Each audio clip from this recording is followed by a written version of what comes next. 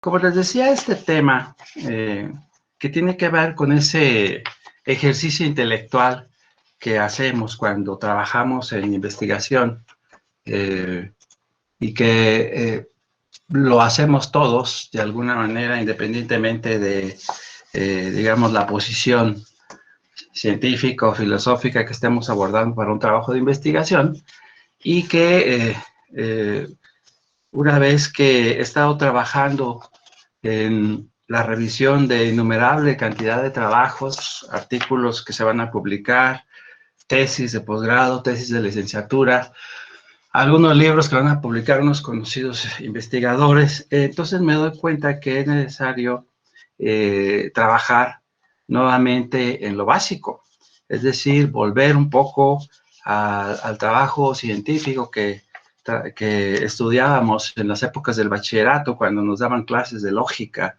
y que a fin de cuentas son tan valiosas tanto hoy como lo eran antes, pero que ahora se reflejan en nuestros trabajos de investigación.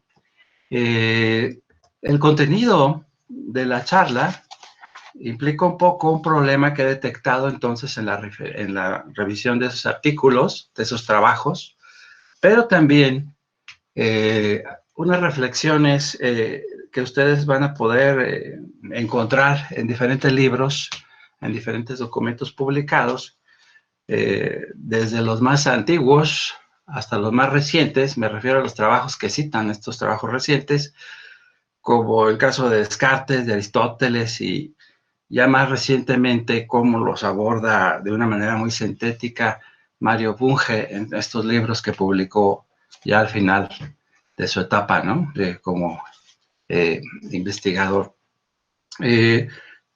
Vamos a empezar con un problema. Ustedes están viendo en la pantalla, espero, el título de un documento que está publicado formalmente en una base de datos reconocida por investigadores formalmente reconocidos, identificados, y que ha sido incluso consultada, ¿no? Muchas veces. Aparentemente, con los ojos de un investigador, digamos, inicial, este trabajo puede representar de un alto valor las aportaciones que nos está presentando. Sin embargo, al ir poniéndole, digamos, un filtro, al ir revisando el artículo a fondo y descomponiendo sus partes en el título, en el problema, en la hipótesis, en el método que utilizaron, la estrategia que utilizaron como coordenada para realizar este trabajo, y luego las variables y los instrumentos que utilizó la investigadora o el investigador, así como la muestra de los hallazgos y las conclusiones, empezamos a descubrir la importancia de trabajar de una manera más fina en lo que es la inferencia científica. Ahorita vemos entonces la diapositiva solamente con el trabajo, digamos, con las declaraciones principales del trabajo, organizadas en esta coordenada que utilizamos para revisar artículos generalmente. Después, en la siguiente diapositiva, vamos a ver algunos elementos del proceso de investigación que están señalados con negritas. Y es ahí donde empezamos a identificar cómo se puede disociar o se puede ir por otro lado digamos, el proceso de investigación y relacionado con la inferencia científica. Vemos aquí entonces que se trata de un trabajo desde el punto de vista de los directores de escuelas secundarias. El problema es las estrategias que diseñan e implementan los directores de bachilleratos públicos, bachilleratos, para promover los servicios educativos, y luego ya en las hipótesis empieza a trabajar el investigador con un planteamiento en donde indica que los estudiantes no se beneficien de la educación inclusiva y las estrategias usadas. Pero luego en el método utilizan una guía para la inclusión y la equidad en la educación de la UNESCO y la contrastan contra la estrategia 2012-2018 del gobierno federal, entiendo, de México. Dicha estrategia analiza currículo, infraestructura, barreras de acceso, docentes formados e igualdad de género, entre otras cosas, ¿no? Aquí lo llamativo es que después las variables que se derivan de la guía hablan sobre el liderazgo de los altos funcionarios, los objetivos que persiguen los líderes, se refiere a los líderes de los procesos educativos en el país, y el cuestionamiento que hacen estos líderes sobre las políticas de inclusión, equidad, de estructuras. Y el instrumento que utiliza el investigador es pues una especie de cuestionario, ¿no? Vía internet sobre las actividades que realizan los directores, sus logros, sus desafíos. Entrevistan a 76 directores y en sus hallazgos especifica que las estrategias que utilizan los directores para fomentar la educación inclusiva es relevante, pero tienen evidencias de que no disponen de recursos necesarios para hacerlo cabalmente. Luego entonces, el investigador aquí termina declarando que las dependencias públicas no han transitado del reconocimiento al derecho a una educación inclusiva a la puesta en marcha de sistemas de financiamiento y acompañamiento. Como podemos ver ya con los ojos del análisis, tratando de ser rigurosos en la crítica y constructivos, podemos ver que tiene varias líneas de trabajo este documento. Uno que está en color anaranjado, espero que lo estén viendo por colores, desde el título, ¿no? Que se centra en la experiencia de los directores, en cómo implementan estas estrategias, supongo que directamente en el plantel educativo, y desde ahí ya no hay coherencia en la hipótesis, métodos y estrategias utilizadas, excepto que el instrumento sí va dirigido a los directores. Y luego, las muestras, por supuesto, son directores, y finalmente los hallazgos, por lógica, los obtiene de las estrategias que utilizan estos directores para promover estos servicios educativos, ¿no? Pero finalmente nos llama mucho la atención que utilizan la palabra que es evidente, que no disponen de recursos necesarios, y finalmente concluyen con un tema que no se trabajó en ninguna parte del trabajo, como es el sistema de financiamiento, ¿no? ¿Qué esperaríamos entonces aquí?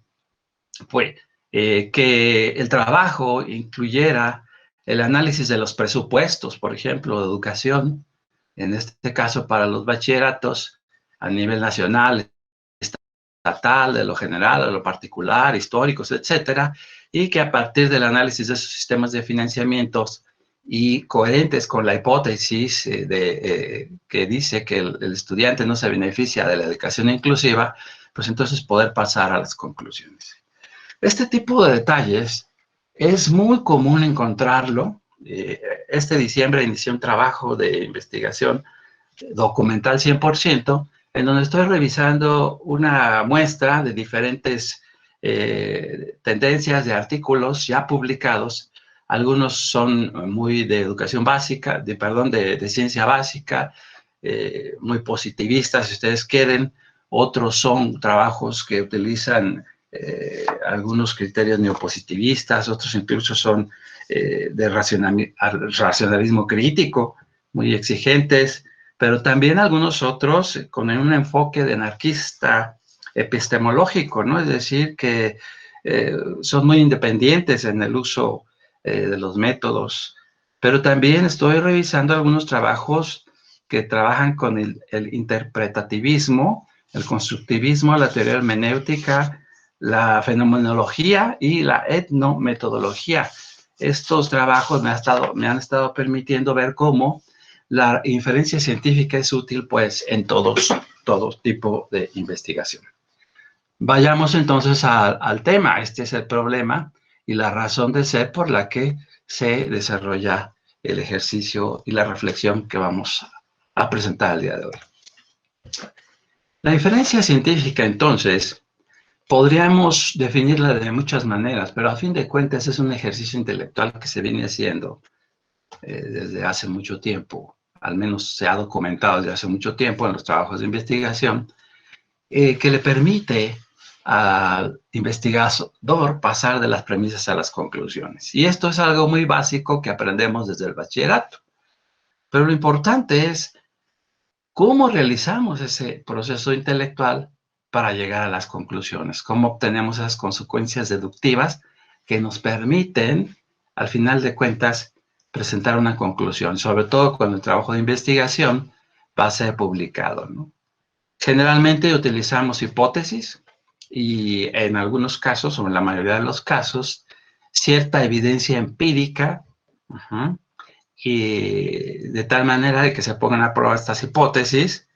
Sin embargo, como vimos en el ejercicio que presenté hace un ratito, en el ejemplo del artículo, muchas de estas ideas pueden estar con una grieta, una gran separación de los hechos, es decir, de los hechos que analiza el artículo, como en el caso del artículo que infiere sobre los sistemas de financiamiento de educación, pero en ninguna parte del documento los analiza. Esto incluye la necesidad de hacernos una serie de preguntas cuando trabajamos en los procesos de investigación, por ejemplo, como lo es la validez, esa reflexión tan importante que tenemos que ir haciendo en el momento en el que avanzamos con nuestros procesos de investigación, cómo utilizamos la lógica formal para validar esas hipótesis cuando aplique, por supuesto, la lógica formal, cómo distinguirlas y cómo le adscribimos valores veritativos a las ideas científicas. Es una invitación para volver a lo básico, entonces, de la inferencia científica, y dado que son procesos muy complejos en la mente de los investigadores, lo único que podemos hacer es utilizar algún tipo de coordenada para controlar esos saltos que damos desde las premisas a las conclusiones. ¿Cómo podríamos entonces aproximarnos a un modo de inferir válido? Me refiero válido en función del conocimiento actual, ¿no? Relativo a la forma de hacer inferencia científica y a la revisión de la rigurosidad de un trabajo de investigación. Y ustedes en la literatura van a encontrar muchos conceptos, como las inferencias válidas, las cuasi tendenciales, no deductivas, incuadas, etcétera.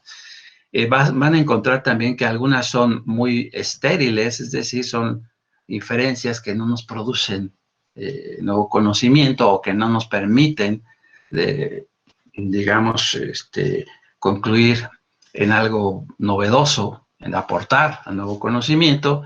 Algunas son generalizaciones muy precipitadas. Esto lo he visto mucho en los trabajos, sobre todo de maestría y de licenciatura, en donde realizan un muestreo muy, digamos, muy superficial y sin embargo hacen algunas generalizaciones muy precipitadas, ¿no?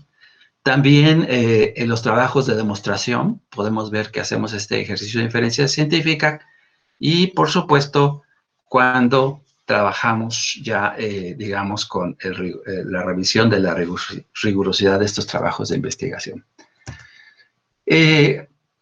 Este tema de la inferencia implica muchas formas de ver a la misma inferencia.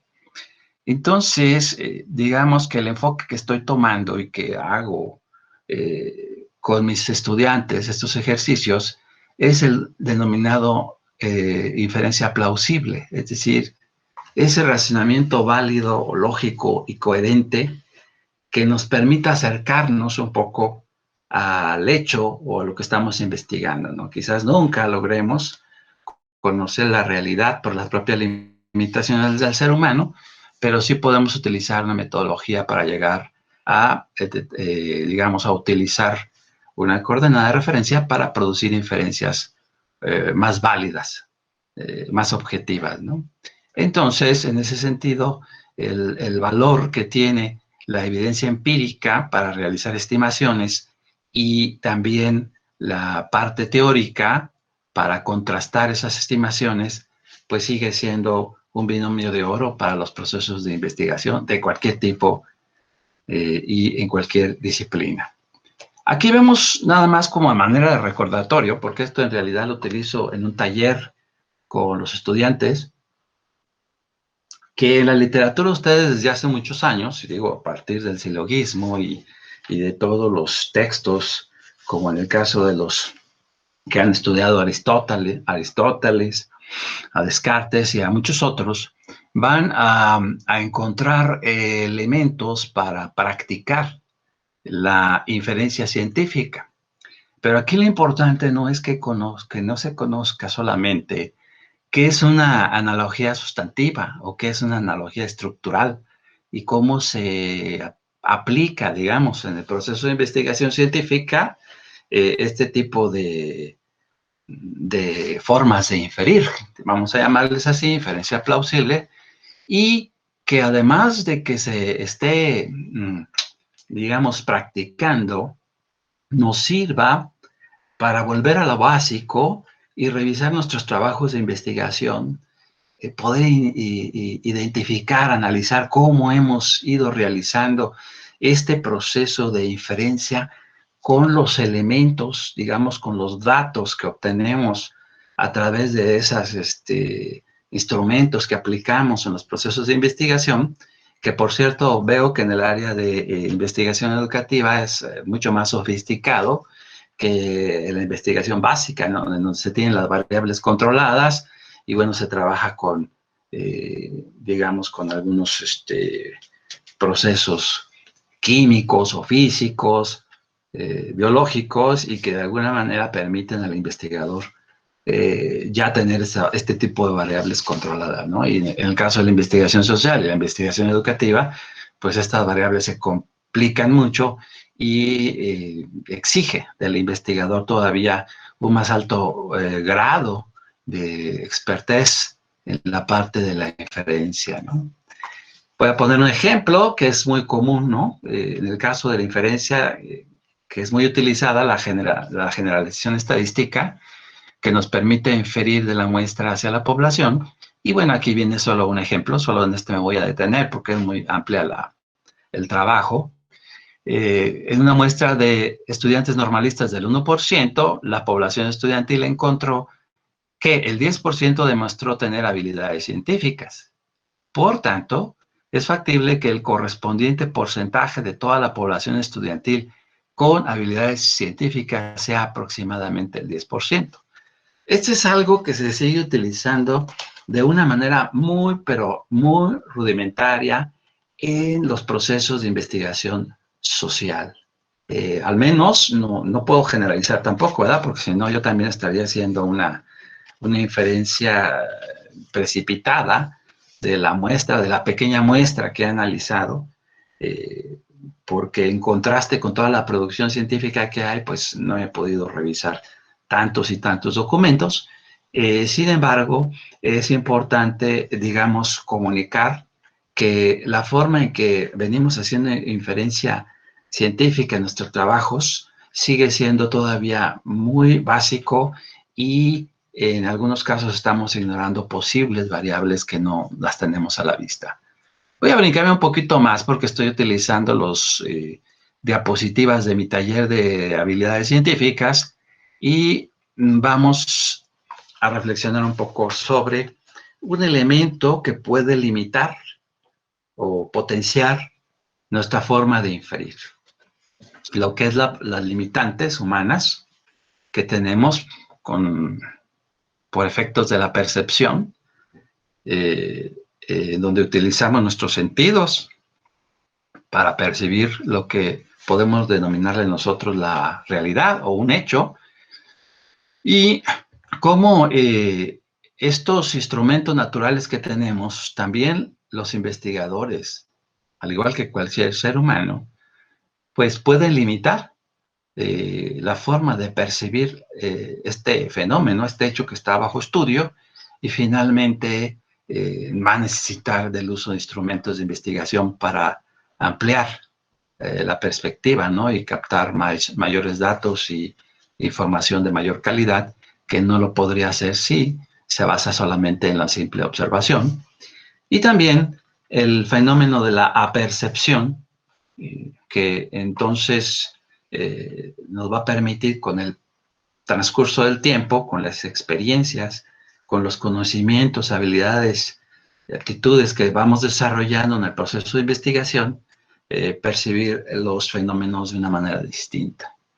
Este elemento es muy relevante considerarlo cuando hablamos de inferir, porque el mismo investigador puede utilizar un esquema de inferencia hoy y mañana puede utilizar otro perfeccionado, ¿no? Y generalmente también cuando el investigador aprende o desarrolla la capacidad de analizar los fenómenos con las experiencias y el aprendizaje que ha incorporado y que es dinámico, cada día vamos incorporando cosas nuevas, a su vez también tenemos la posibilidad de tomar decisiones sobre incorporar nuevos instrumentos para la investigación.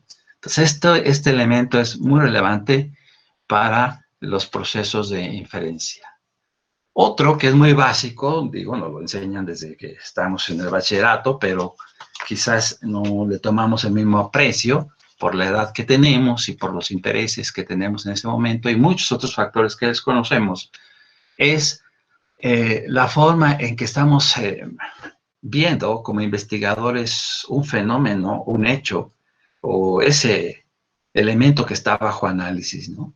Aquí tenemos este esquemita que utilizo mucho para reflexionar con mis estudiantes, que tiene que ver con cómo vemos un fenómeno. Por ejemplo, les pongo a ellos el ejercicio del fenómeno de la delincuencia organizada o analizar el tema de los mascotas que están abandonadas en la calle o algún otro tema social de actualidad y empiezo a reflexionar con ellos, invitándolos a que cada quien dé su opinión y luego concluimos en que todos estamos viendo solo una parte de la realidad. Por ejemplo, en este caso, el observador número 1 puede ver una superficie plana, el número 2 puede ver una superficie, digamos, con un ángulo, ¿no? Y un ángulo recto y parte de una forma, pues, cóncava o convexa, según le toque ver desde el punto de vista. Luego el investigador número 3 y el número 4 ven algo distinto a lo que ve el investigador número 5. Y entonces esto es, digamos, el fundamento de aquella famosa triangulación que ustedes utilizan mucho, pero también hay que considerar que aún entre todos o desde muchos puntos de vista siempre podrían quedar o casi siempre quedan algunos causas, algunos variables que no están a la vista incluso de todo el equipo de investigación. Y esto es valioso para también no precipitarnos en nuestras conclusiones, ¿no? Esta forma de reconocer el proceso de investigación nos permite también ser más humildes, parsimoniosos, cuidadosos al realizar nuestras inferencias, porque podríamos estar infiriendo solo sobre una parte del fenómeno que está bajo estudio.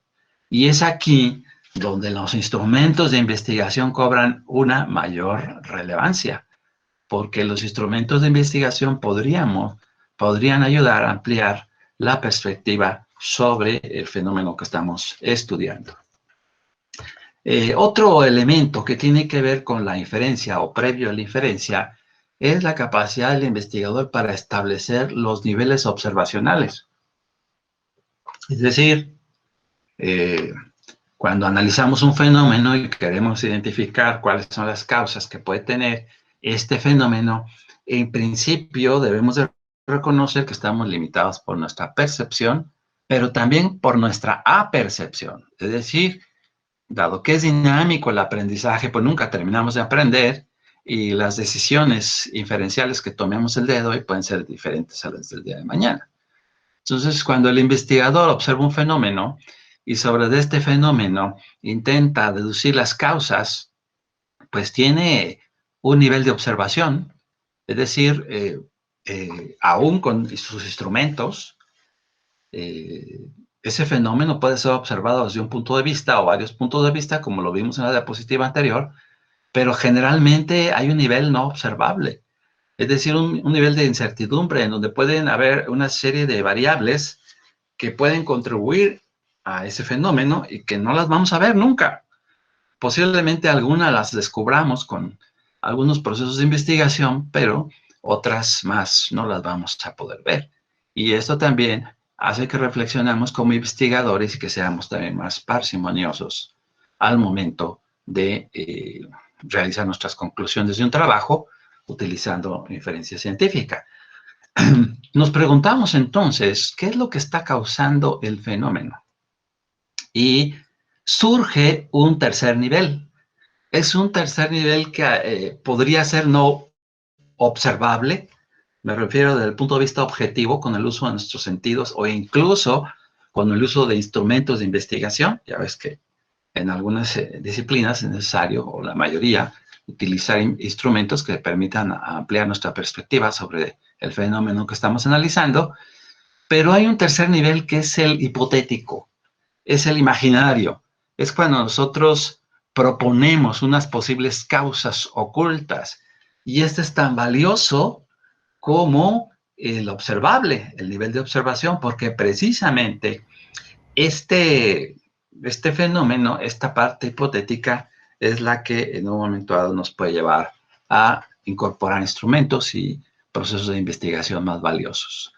Entonces vemos aquí que las hipótesis cobran un nivel relevante también en el proceso de investigación y posteriormente veremos cómo en el proceso de inferencia. Este ejercicio de la observación nos puede limitar aún cuando contamos con la aparente certeza de que estamos en un nivel observable de un fenómeno. Es decir, por lo que explicaba en las diapositivas anteriores, si bien el investigador tiene a la vista un fenómeno, puede ser que desde su perspectiva no identifique alguna causa, que si bien es una causa, digamos, observable, pero desde su punto de vista o con el uso de los instrumentos que seleccionó, no la está percibiendo. Entonces esto es relevante para la rigurosidad de los procesos de investigación. Y bueno, esto habla sobre nuevamente incorporar los instrumentos apropiados para analizar el fenómeno apropiado.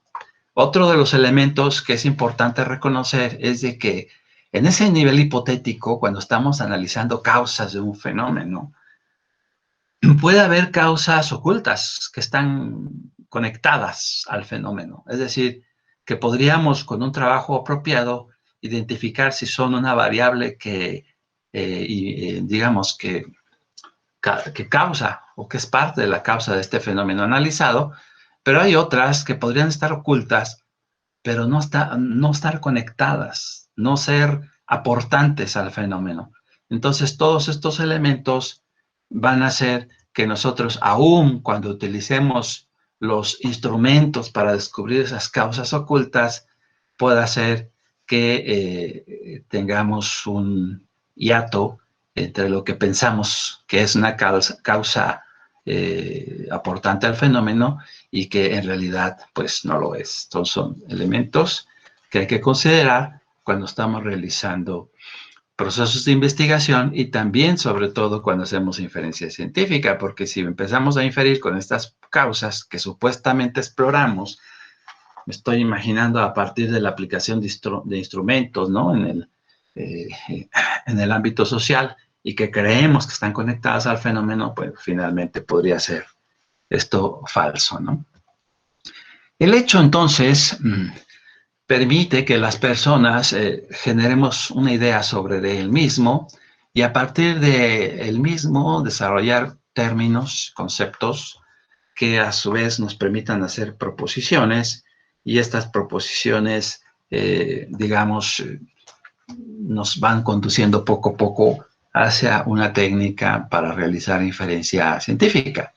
Estas proposiciones que pueden ser afirmativas, negativas, universales, etcétera, y que también podemos utilizar de manera demostrativa o dialéctica, son elementos que entonces nos van a poder facultar para aplicar estas proposiciones que después nos van a conducir a la inferencia científica, como pueden ser los silogismos. Entiendo que es mucho material, me voy a ir un poco rápido, pero bueno, aquí la idea es respetar un poco el tiempo de exposición que me comentó Orfi, ¿no? Le voy a pedir a Orfi que si hay alguna situación relacionada con que no se escuche o que no puedan estar viendo alguna diapositiva, me mande un WhatsApp y aquí con gusto para yo estar atento, ¿no? Y asegurarme de que todos estén escuchando. Bien, ¿qué es lo que vamos a hacer? ¿Qué es lo que se propone que reflexionemos para perfeccionar la manera de realizar nuestras inferencias en los diferentes procesos de investigación? Bueno, primero, identificar que existen hipótesis con cierta debilidad lógica, es decir, que pueden ser coherentes o contradictorias, algunas con diferente fuerza heurística y que en un momento dado nos permitan a partir de ellas indagar sobre otros, sobre el problema que estamos trabajando con mayor poder. Y bueno, empezar a reflexionar que si la hipótesis es precisa, fuerte, sistemática, esto nos va a permitir aumentar su contrastabilidad. ¿Qué significa esto entonces? Que el valor de las hipótesis en el proceso de inferencia es instrumentalmente útil si tenemos el cuidado de que tengan ciertas características para que después no estemos sufriendo a la hora de inferir, ¿no? Existen este tipo de hipótesis que las he visto mucho en sus trabajos, hipótesis cualitativas, cuantitativas, y hay una reflexión muy importante, ¿eh? Las hipótesis cuantitativas, por ejemplo, se pueden contrastar con una simple medición y análisis de resultados. Aplicamos la estadística o la medición, etcétera, y a partir de eso podemos ya empezar a diseñar una inferencia.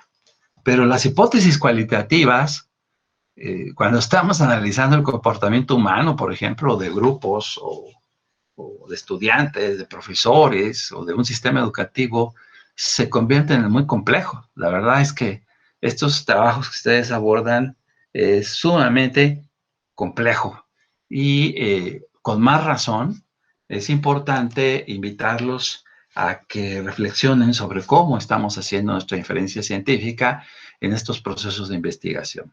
En la literatura ustedes van a encontrar algunos tipos de errores que posiblemente no valga la pena ahondar tanto, ¿no? Pues los famosos errores tipo 1 y tipo 2 que vienen en todos los textos de investigación, pero finalmente lo importante aquí es reflexionar en lo siguiente. Evitar poner toda la esperanza en que las técnicas estadísticas o las computadoras nos eximan del trabajo de pensar. Y esto es muy importante. No por el hecho de que incorporemos análisis estadísticos sofisticados, ¿no? Medidas de tendencia, análisis de correlación, de regresión, de dispersión, etcétera, significa que el proceso de investigación es útil y que está siendo, digamos, reflexionado con una lógica formal. Entonces, hay que incorporar a esas estadísticas todo lo que estamos platicando para que el trabajo sea más fecundo y productivo, ¿no? Utilizar la estadística para reducir los riesgos de pasar a las conclusiones erróneas, eso es de utilidad, por supuesto, sin embargo, no es determinante. Y pensar en que, aunque no sean concluyentes nuestras inferencias o estas contrastaciones que hacemos, pueden ser plausibles.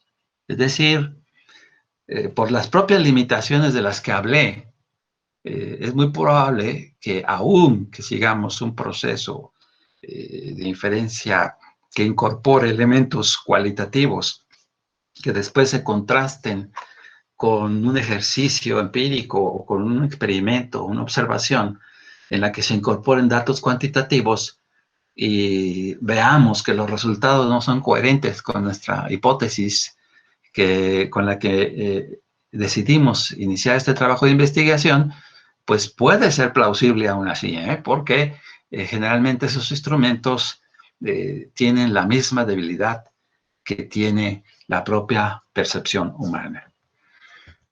Es común que encontremos las fuentes de discordancia en el tema del análisis de la hipótesis, que después nos lleva a, digamos, a mezclar esta predicción teorética con los resultados empíricos y que, digamos, si la hipótesis es verdadera, serán perceptibles ciertos hechos.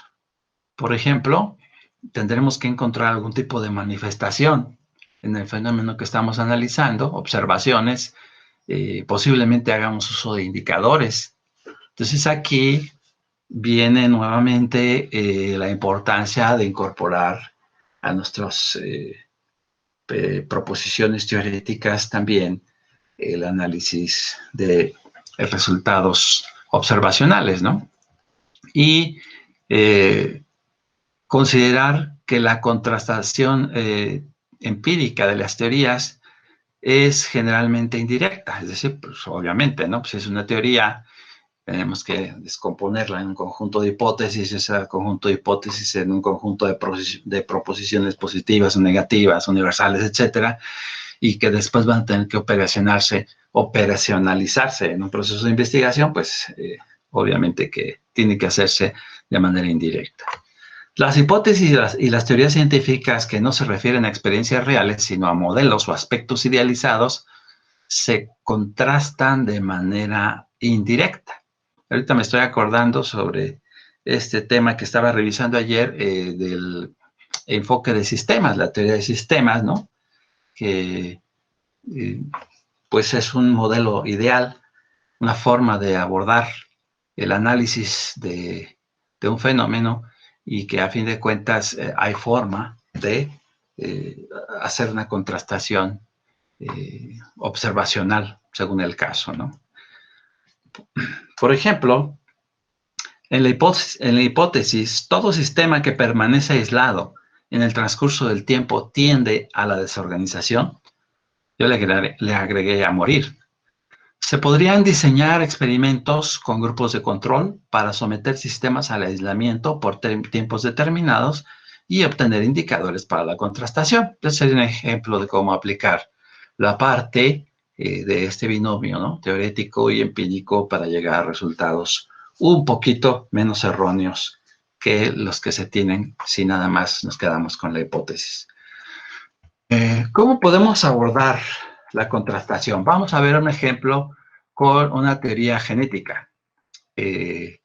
Empecemos reflexionando con el problema de las rutinas, o con la hipótesis, las rutinas educativas son los genotipos y los resultados de los fenotipos de un proceso educativo de calidad.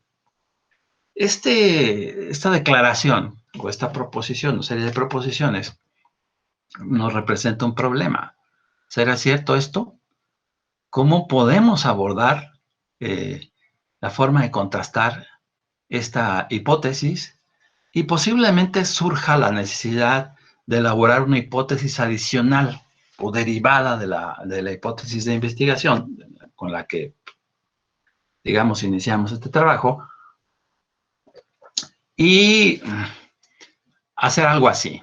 Si las rutinas son los genotipos de un proceso educativo y los resultados los fenotipos, ambos podrían ser observables utilizando una norma de calidad. Es decir, quise decir norma de calidad, pero puede ser cualquier otro tipo de norma, que es una coordenada que nos permita caracterizar esas rutinas y poderlas analizar, ¿no? O sea, lo que hace el profesor todos los días, lo que hace el directivo todos los días, lo que hace, no sé, el personal del centro educativo todos los días. Y luego, generalmente va a ser necesario traducir esas hipótesis en, digamos, en algo más operativo para poder observar esas rutinas educativas en el marco de la norma de calidad. Estoy imaginándome ahorita en la norma de calidad ISO 9000 2015 para contrastarla con lo que hacen los profesores todos los días en la escuela, los directivos, etcétera. Y a partir de eso, y mediante la observación, pues generar los datos necesarios para poder traducir esta experiencia o estas evidencias en términos de rutinas educativas y en términos de resultados con base en los requisitos de dicha norma de calidad.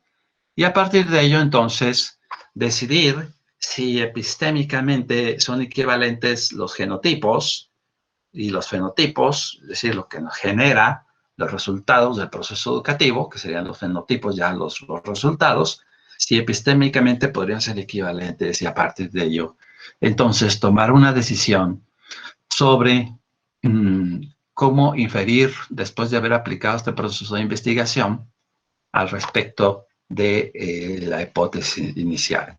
Aquí tenemos un ejercicio un poquito con un tema de actualidad, que tiene que ver con la COVID.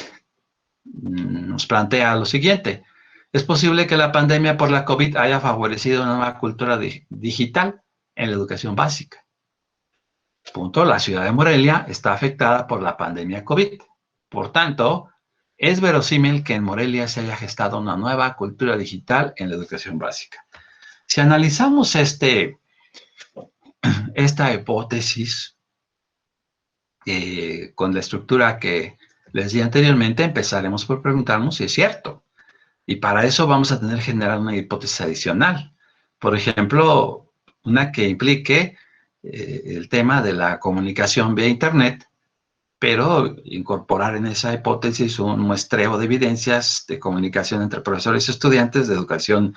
Aquí hay un error, de educación básica debería de ser, en donde se pudiera determinar si se incrementaron las formas de comunicación vía Internet. Como ven, estamos utilizando hipótesis adicionales y luego a partir de eso considerar la obtención de datos y evidencias a partir de usos de plataformas. O sea, aquí lo importante es que los datos deben de generar evidencia. No debemos declarar que son evidentes, sino tenemos que demostrar que son evidentes. Así, por ejemplo, archivos digitales, exámenes en línea, generados antes y después de la pandemia, para poder inferir con base en ellos si es cierto que la pandemia pues, nos obligó a algo. Quizás lo que estamos ahorita aquí trabajando, digamos, pues es muy obvio, ¿no? Pero finalmente, para el proceso científico, nada es obvio. Y es importante que se demuestre de una manera estructurada el proceso de investigación para poder inferir apropiadamente. Y una vez que si se decida esto, entonces se aplican también entrevistas, cuestionarios, se recuperan evidencias de las plataformas, etcétera, para obtener los datos necesarios. Y luego hay que ver si estos hallazgos tienen alguna diferencia antes después de la pandemia, decidir si esos hallazgos corresponden al concepto comunicación vía Internet y determinar si se incrementó o no después de la pandemia. Esto es muy diferente a hacer una declaración, por ejemplo, periodística, ¿no?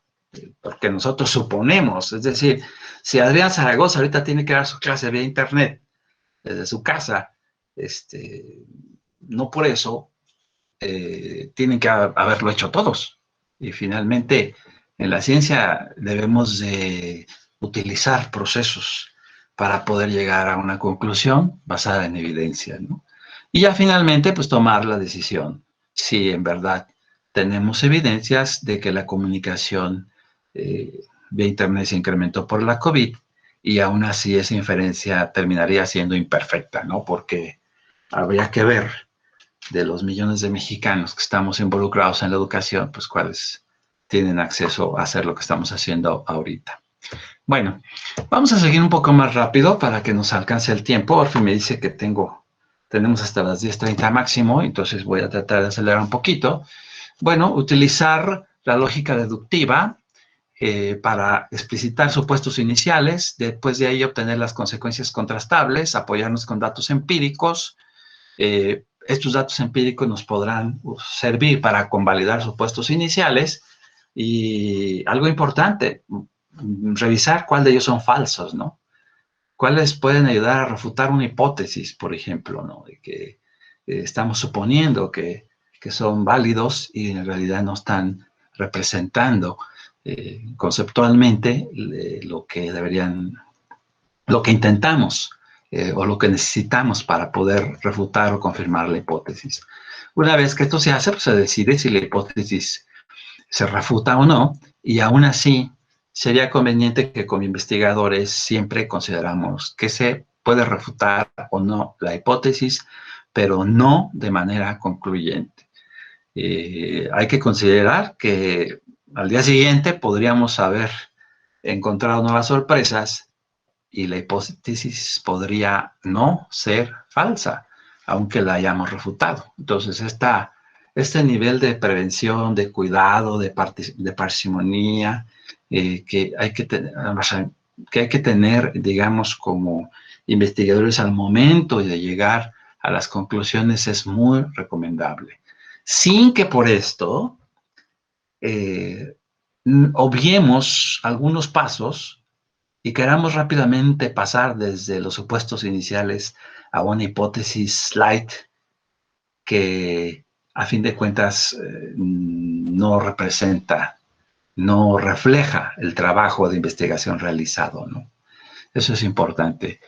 Y aquí está la clave para no precipitarnos al declarar nuestras conclusiones. Seguimos. ¿Qué salidas podremos tomar ante esto? Ante esto de que, pues, posiblemente en todos los procesos de investigación nunca lleguemos a la verdad, ¿no? Esto ustedes lo manejan muy bien. Lo digo porque he estado compartiendo en talleres con algunos de ustedes y sé que ustedes trabajan muy bien este tipo de reflexiones. Bueno, pues una de las salidas que podríamos tomar es pues reconocer que la búsqueda de la verdad en la ciencia carece de interés, porque finalmente, digamos, solo queremos aproximarnos, ¿no? Solo la falsedad puede averiguarse de modo concluyente sobre una base empírica, pero es insuficiente. Debe de complementarse con contrastaciones no empíricas. Aquí este es un mensaje para quien es excesivamente, como dicen, neopositivista, ¿no? Neopositivista no, porque los neopositivistas ya incorporaron este binomio, ¿no? La parte teórica y la parte empírica de manera inseparable y más rigurosa. Necesitamos de la lógica inductiva para establecer esquemas de inferencia no deductiva, debido a que la lógica deductiva puede no ser suficiente. Son salidas que entonces nos van a permitir a nosotros, digamos, justificar o seguir justificando los procesos de investigación, aunque estos, por muy rigurosos, sean imperfectos y sus resultados también sean menos falsos, digámoslo así. Bueno, la búsqueda de la verdad factual carece de interés en la ciencia. Ya de aquí en adelante son reflexiones. Empecé por el problema, después analizar cómo se lleva a cabo ese proceso intelectual para hacer inferencia científica, y ahorita ya viene una parte de reflexiones relativas a la contrastación de hipótesis y teorías, ¿no? Si declaramos entonces que la búsqueda de la verdad factual carece de interés en la ciencia, pues ¿cuáles serían las razones o cuáles podrían ser las razones? Siempre hay que agregar la parte de la posibilidad, porque todo esto puede cambiar de un momento a otro.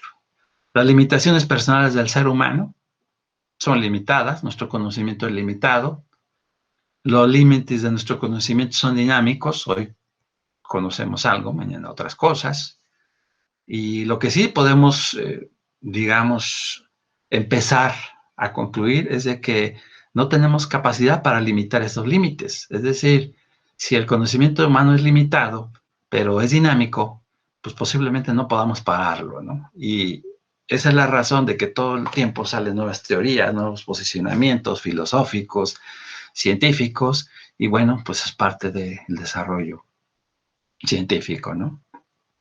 La contingencia de las proposiciones experienciales, es decir, las proposiciones de experiencia no solo digo, no son solo lógicamente necesarias.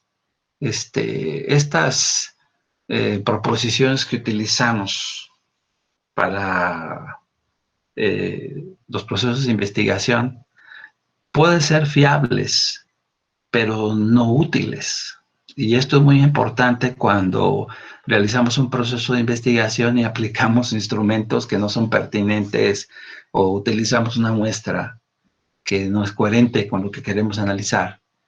Y bueno, quizás aquí estoy siendo muy crítico, ¿no? Con una posición como los relacionalistas críticos, ¿no?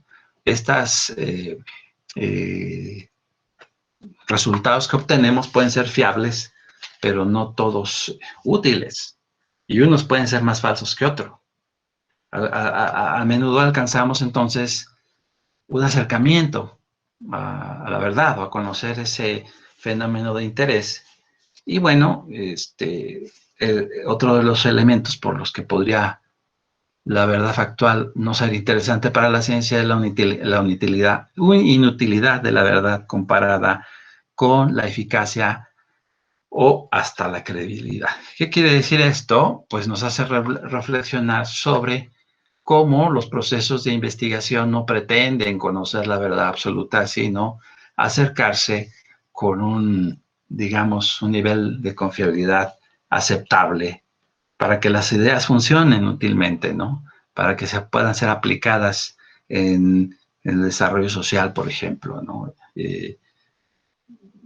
Vamos a tener que ser objetivos, vamos a tener que someterlas a la crítica, por eso se busca que haya consenso, que sean al menos admitidas por algunos especialistas, pero para el tema de la verdad, pues eso es irrelevante, ¿no? El uso de la ciencia es práctico a partir de las aproximaciones porque nos reduce el riesgo de las decisiones que estamos tomando, ¿no?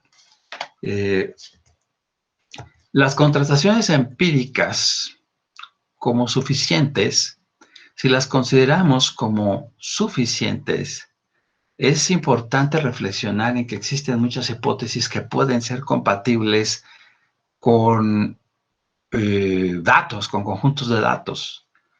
Y este conjunto de datos también puede ser compatible con muchas hipótesis distintas. Entonces, cuando nosotros hacemos investigación debemos de considerar que no forzosamente son exclusivas de las hipótesis que estamos utilizando y bueno, que estas contrastaciones empíricas que nos permiten obtener ciertos datos sobre las hipótesis y teorías pueden tener, digamos, una dependencia de la forma en que abordemos el problema. Con la metodología, aquí sí tiene que ver la teoría, ¿no? Como hablábamos al principio, quienes hacen trabajos etnometodológicos o los que trabajan con aspectos de psicología o fenomenología, pues entonces ahí sí podríamos establecer una relevancia, una coherencia entre estas teorías y la contrastación que hagamos, ¿no?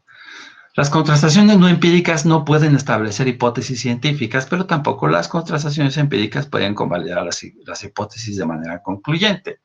Esto es muy relevante porque cuando vemos algunos trabajos de investigación, observamos que en algunos momentos se presentan inferencias muy primitivas, digamos, muy precipitadas, en algunos casos pueden ser hasta muy ingenuas, y la verdad es de que debemos de tener mucho cuidado con investigadores en ese sentido, ¿no? Otro de los elementos de reflexión es la búsqueda de la certeza definitiva, característica de la no ciencia. Se sustituye en la ciencia por la búsqueda de la verdad objetiva aproximada, pero perfectible.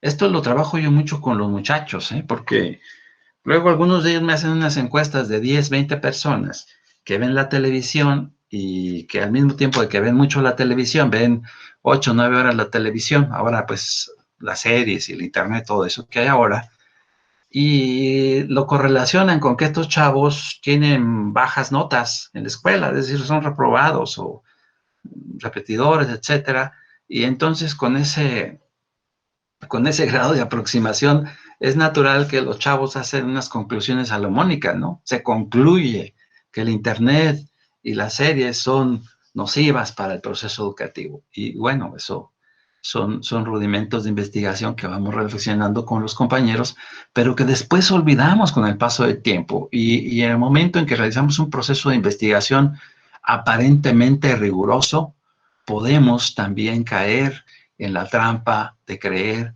que hemos encontrado una verdad objetiva, cuando lo más seguro es que nos hayamos solamente acercado o hayamos reducido el error que teníamos sobre de ella.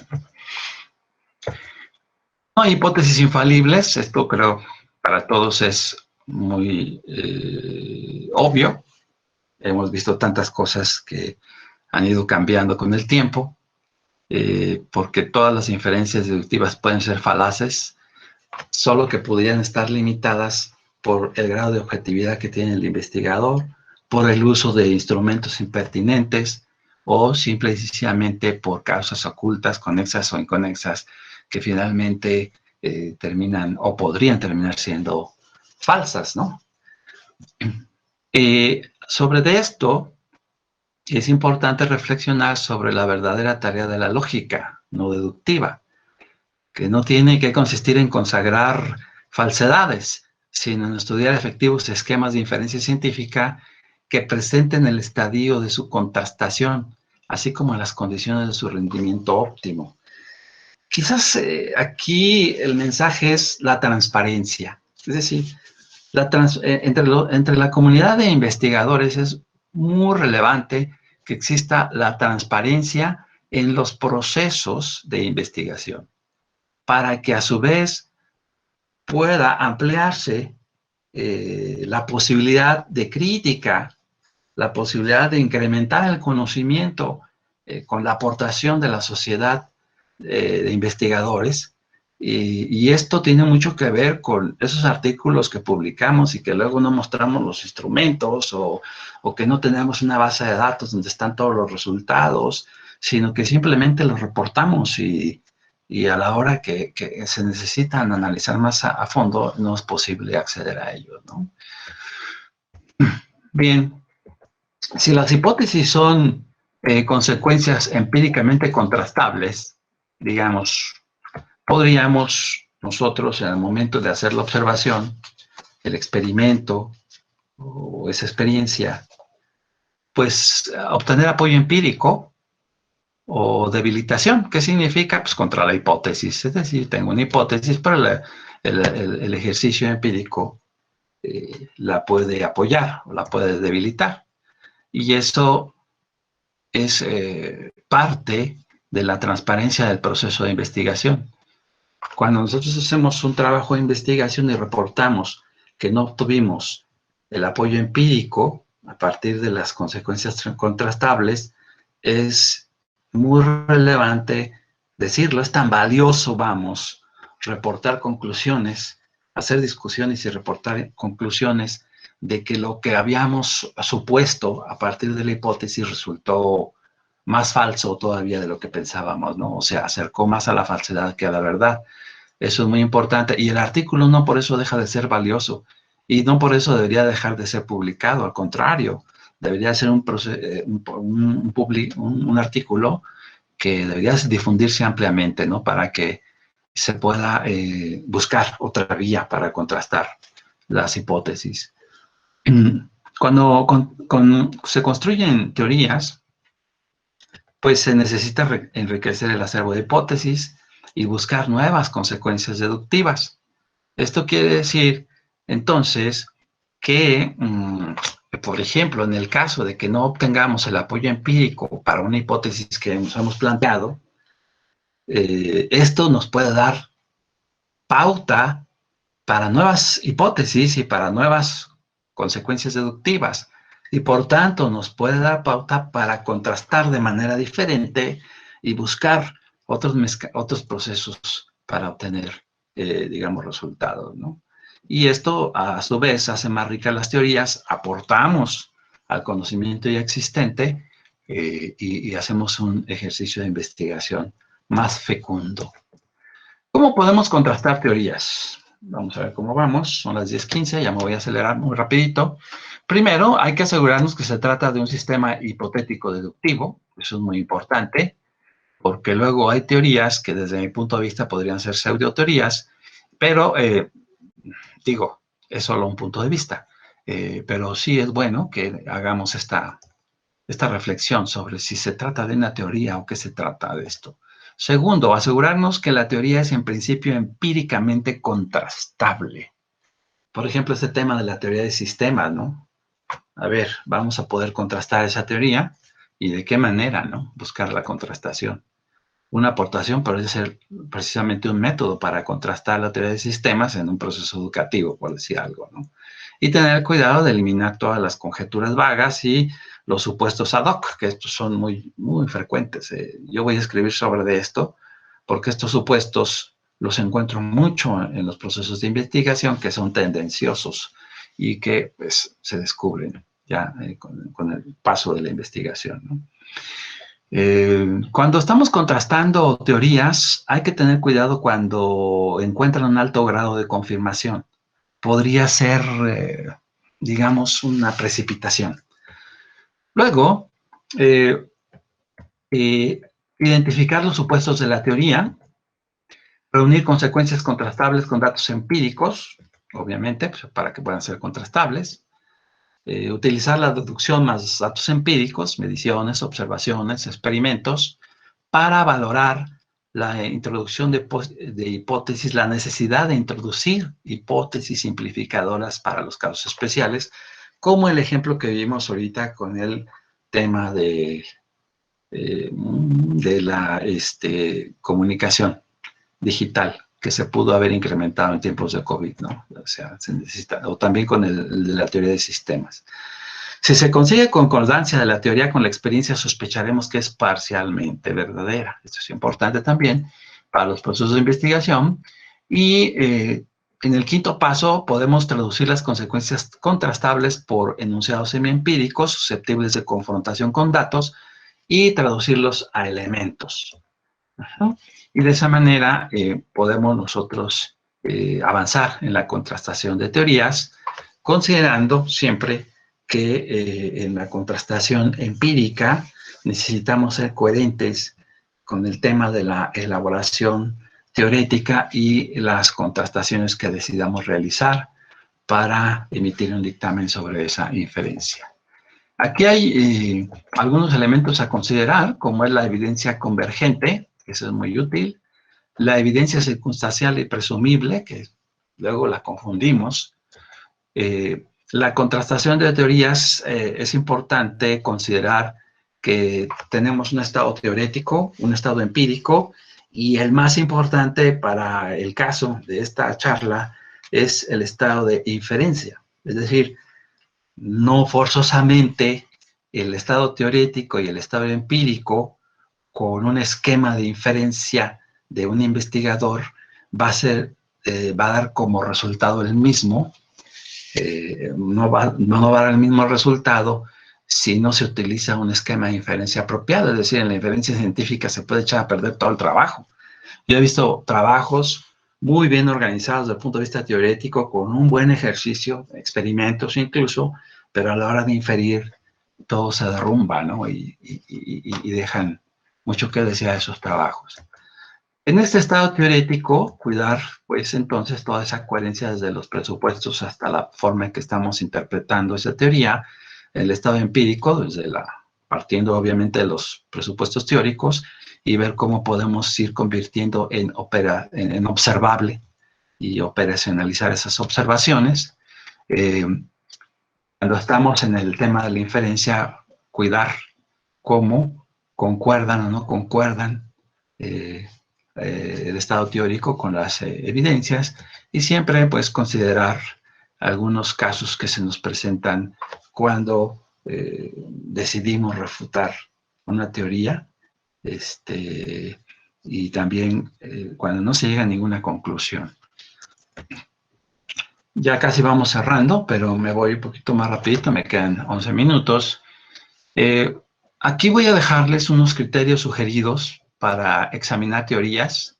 Son muy importantes que los analicen, que hagan ejercicios con sus estudiantes sobre temas como la sistematicidad, la consistencia externa, la potencia explicativa y predictiva, ajá, de la teoría, la representatividad, la fuerza heurística, la contrastabilidad, la consistencia con la visión del mundo, es decir, con el conocimiento existente. Ustedes que están muy bien familiarizados con los teóricos de su campo, eh, contrastar también con eso.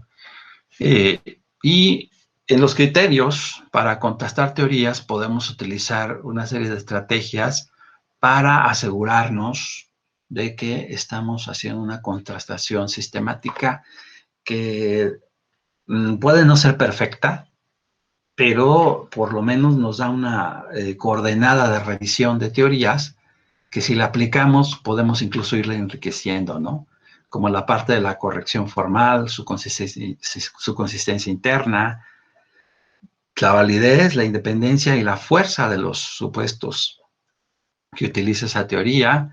También podemos analizarla desde el punto de vista semántico, ¿no? Cómo se proyecta la teoría con una exactitud lingüística o una unidad conceptual clara, coherente, y cómo de ahí podemos derivar la interpretabilidad empírica, es decir, cómo podemos convertir esas teorías en, digamos, procesos de investigación, y también cómo está el tema de la representatividad en términos, digamos, del fenómeno que se analiza. También puedes analizar las teorías desde el punto de vista del conocimiento. Uh-huh. Podemos utilizar el examen de teorías desde el punto de vista metodológico, ontológico, y voy cerrando con esta diapositiva porque ya veo que vamos a terminar con el tiempo. Una vez que hemos revisado las posibilidades que tiene la inferencia científica para poder nosotros aprovechar al máximo en los procesos de investigación. Y por eso es que en esta presentación se propone la inferencia científica como eje proceso de investigación. Surge la pregunta: ¿en qué etapas del proceso de investigación podría ser útil el ejercicio de esta inferencia, de la inferencia científica? Obvio, en todos los trabajos vemos que utilizan la inferencia científica cuando están analizando los resultados. Y luego, como cuando llevan a cabo un proceso de discusión en los trabajos escritos, pues utilizan también inferencia. Esto es lo que nos encontramos generalmente en todo trabajo de investigación. Y bueno, tratando de hacer un ejercicio hermenéutico de lo que vamos leyendo, en estos textos que revisamos, podemos ver cómo la inferencia científica la están dejando como algo, digamos, secundario. Se centran más en planteamientos de problemas y en conclusiones precipitadas, y creo yo que una de las formas en que podemos resolver esto es ayudando a los jóvenes que están estudiando en la educación superior a utilizar sistemas de inferencia desde que deciden realizar o tomar un tema de investigación, y después cómo del problema derivamos hacia las hipótesis y objetivos, y luego a partir de ahí cómo vamos seleccionando las variables, los métodos y los resultados, para que siempre se tenga en cuenta que al fin del proceso de investigación vamos a tener que utilizar este ejercicio intelectual de la inferencia, y no dejarlo para cuando ya pasaron todos los meses en los que se aplicaron una serie de hipótesis, objetivos, que pueden o no ser coherentes con los métodos e instrumentos de investigación, y que se perdió mucho tiempo en obtener resultados, y a fin de cuentas no fueron útiles para realizar la inferencia científica. Cierro con las siguientes reflexiones que utilizo también con los chavos cuando hacemos ejercicios de discusión. Y se las dejo también, se las recomiendo para que también ustedes puedan hacerlo con sus estudiantes. Lo hacemos utilizando la mayéutica, haciéndonos preguntas para detonar la reflexión. Y aquí hay algunas. ¿La verdad factual requiere la conformidad con los hechos? ¿La ciencia es autocorregible? Esa es una pregunta padrísima para trabajarla con los chavos a nivel de licenciatura y después en posgrado, ¿eh? ¿Las doctrinas podrían ser el cementerio de la investigación? Porque ellas tienen ya todas las respuestas. La investigación científica y filosófica luchan rechazando construcciones dogmáticas. Esto es muy importante detonarlo en el aula porque se van a encontrar ustedes con muchas sorpresas que inicialmente no las consideramos porque creemos que los estudiantes no están familiarizados con la lógica formal, pero a fin de cuentas la aplican en muchas situaciones, ¿no? Y también nos damos cuenta que luego nosotros como investigadores podemos estar cayendo en algunas prácticas que no son propiamente científicas, sino más bien doctrinarias, ¿no?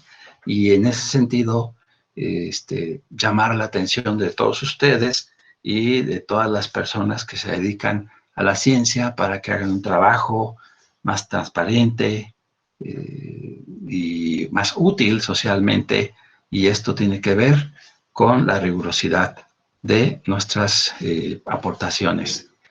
Pues es cuanto. Gobierno de Michoacán. Michoacán se escucha.